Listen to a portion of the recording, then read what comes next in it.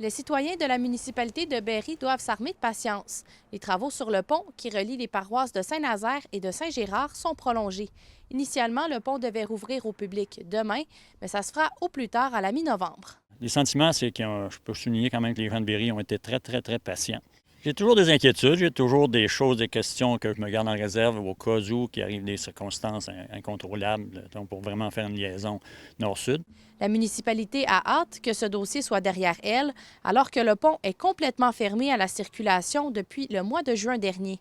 Résultat, les citoyens doivent faire un détour d'environ 100 km aller-retour, une situation qui cause des maux de tête à plusieurs niveaux. L'impact le plus terrible que je trouve, c'est au niveau scolaire. Le niveau scolaire, c'est que les gens du primaire, bien, il y a des enfants qui se levaient très tôt pour prendre l'autobus. Ces choses-là, ça demande un détour énorme.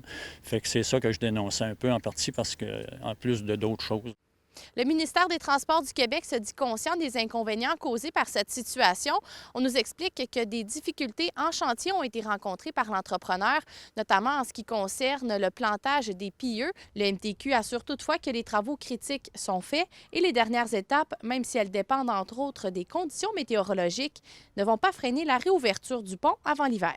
Le ministère va quand même procéder à la réouverture du pont avant l'hiver en effectuant un asphaltage temporaire parce qu'on tient vraiment à procéder à cette réouverture-là.